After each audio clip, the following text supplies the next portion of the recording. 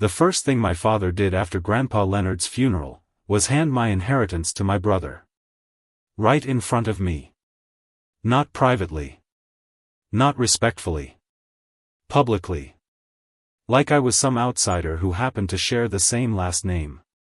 Leonard always knew Mason was the right choice, Dad said while sliding the leather folder across the conference table. My older brother smirked as he opened it. Inside were property deeds, company shares, investment accounts, everything Grandpa spent 50 years building. And me? I got a watch. An old silver watch Grandpa used to wear in his workshop. Mason laughed the second Dad handed it to me. Perfect gift for Ethan, he said. Something broken and outdated. Everybody chuckled softly. Even Mom smiled into her coffee cup. And right there, sitting silently in that cold downtown attorney office. I almost believed them. Almost believed I really was the failure they spent years turning me into. But then the lawyer cleared his throat nervously and said 7 words that changed everything. There's still one final document remaining. If you enjoy emotional revenge stories, family betrayal, hidden inheritance twists, and powerful silent comebacks, subscribe now because this story gets personal fast. And trust me. The ending destroyed everything my family thought they knew about me. Rain hammered the windows outside Whitmore and Associates while the room slowly fell quiet again. Dad looked irritated. What document? He asked sharply. Attorney Harold Bennett adjusted his glasses. A sealed instruction from Leonard Whitmore, he replied carefully. To be opened only after the primary estate division. Mason leaned back confidently. Probably another sentimental speech. Dad nodded impatiently. Read it. Harold opened the envelope slowly. The moment he started reading, the atmosphere changed. To my grandson Ethan Whitmore, he began, if your father and brother are reading this with confidence, then unfortunately I was right about both of them. Mason's smile faded. Dad straightened slightly. Harold continued. For years, they underestimated the quietest person in the room. That mistake now belongs to them.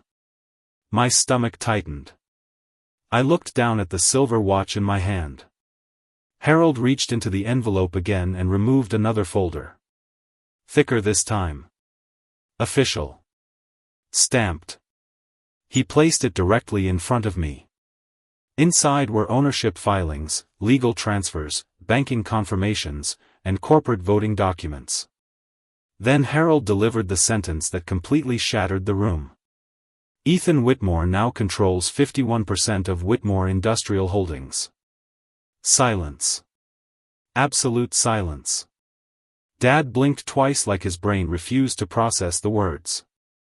Mason laughed nervously. That's not funny. Harold remained calm. It's not a joke. Dad suddenly stood. No. Impossible. But it wasn't impossible. Grandpa had secretly transferred controlling ownership nearly 2 years earlier. Not to Dad. Not to Mason. To me. The son they treated like background noise. The grandson they assumed Grandpa barely noticed. Mom looked pale. Mason leaned forward aggressively. You manipulated him.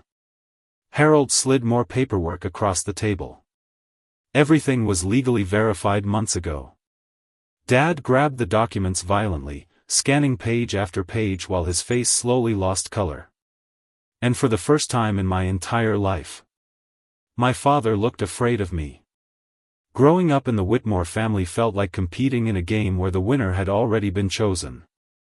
Mason was the future CEO before he even graduated college. Dad brought him into business meetings at 16. Bought him luxury cars at 18.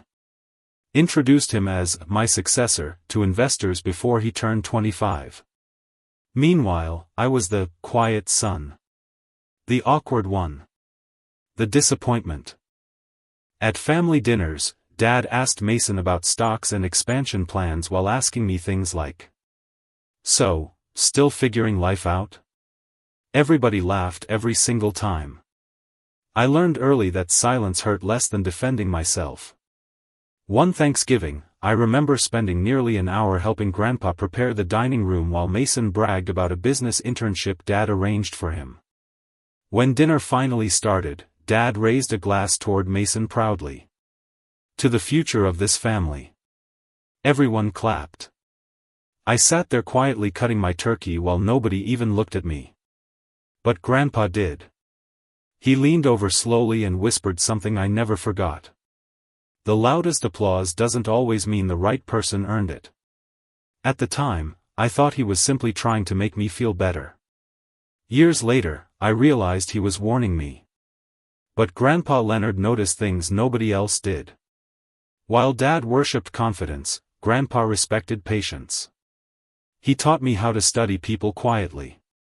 How to listen before speaking. How arrogance makes smart people careless. Most importantly, he taught me business. Not loudly.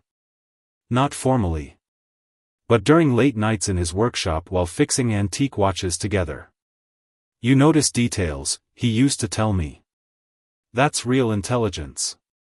I never understood why he kept saying that. Until the funeral. 3 days after the will reading, Whitmore Industrial scheduled an emergency board meeting. That's when I learned the truth. Dad's empire was collapsing. Massive debt. Bad investments. Frozen accounts. Mason had approved reckless expansion projects trying to impress investors. The company was bleeding millions every month. Grandpa knew it before anyone else. That's why he moved ownership to me. Not because he hated Dad. Because he knew Dad's ego would destroy everything. And deep down, Grandpa trusted me more. When I entered Whitmore Tower for the board meeting, people looked at me differently. No smirks. No pity. No dismissive glances. Even Mason avoided eye contact. Dad stopped me outside the conference room. "You have no idea how to run this company," he whispered angrily. I met his eyes calmly. "Maybe you never realized I was paying attention." Inside the boardroom, executives presented the financial disaster. The atmosphere turned colder with every slide. Finally, one board member asked, "What's the recovery strategy?" Everyone looked at Dad. For years, he always had answers. This time, nothing. Just silence. Then slowly, every eye turned toward me. I stood calmly and opened my folder. "Close the Arizona expansion immediately," I said. "Restructure logistics contracts before quarter end. Liquidate the underperforming divisions and renegotiate supplier debt within 30 days. The room went silent. One executive leaned forward. "That would stabilize cash flow." I nodded. "And stop the banks from triggering enforcement clauses." Dad stared at me in disbelief. Mason looked completely lost. For the next 2 hours, I walked the board through a full recovery strategy. No emotion. No revenge speech. Just preparation. Because while my family spent years mocking me, I spent years learning quietly beside Grandpa. By the end of the meeting, every board member supported my plan unanimously. Dad sat frozen in his chair. And suddenly I understood something painful. My family never actually knew me. They only knew the version of me they created in their heads. As everyone started leaving, Dad finally asked the question he should have asked years ago. "When did you become capable of all this?"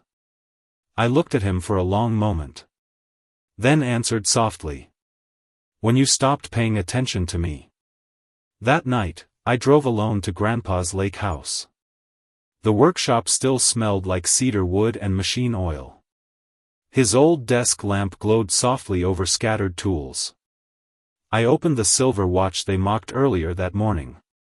Inside, hidden beneath the gears, was a tiny engraved sentence from Grandpa. "The quiet ones usually see everything." I sat there for a long time staring at those words.